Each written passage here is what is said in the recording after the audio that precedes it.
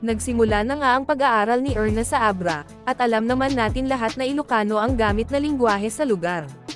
Sa unang araw ay okay naman si Erna, aminado siya na nahihirapan siyang intindihin ang lesson nila gawa ng Ilocanong salita ang gamit ng kanilang mga guro.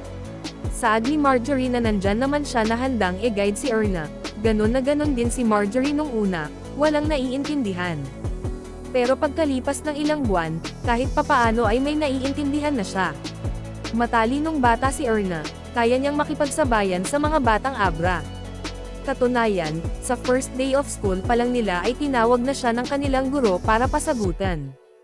Kahit kinabahan dahil sa inakalang hindi niya masasagot ang itatanong ng guro ay nakuha peren niya itong sagutin ng tama. Madaling makaintindi si Erna, agad itong nasubukan sa unang araw pero as expected ay nasagot niya ito. Sobrang swerte ni Tita PB Love na nagkaroon ng scholar na katulad ni Erna. Talagang may mapupuntahan ang mga nagastos nito. Sa kabaitan ni Tita PB Love ay dapat lang na pagpapakabait ang isusukli nila at pag-aaral ng mabuti.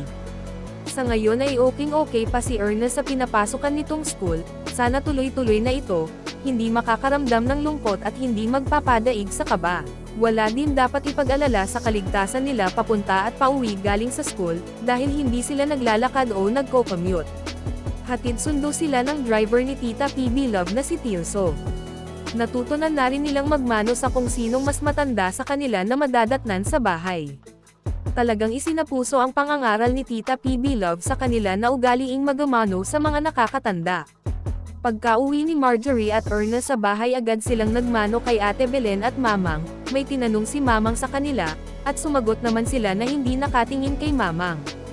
Maiintindihan naman dahil mga bata pa nga sila at sa kanilang tribo ay parang wala o normal lang ang ganitong aksyon.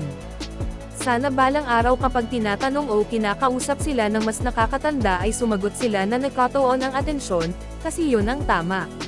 Parang gustong-gusto ni Mamang na makikilala si Erna ng lubusin, pero hindi naman ito agad masasagot ni Erna ang mga tanong nito kasi Ilocano ang gamit ni Mamang, may language barrier.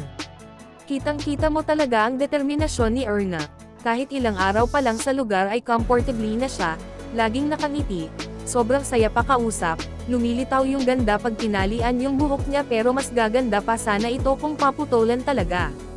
At para sa more summary video ng Pugong Biyahero huwag kalimotang mag-like and subscribe.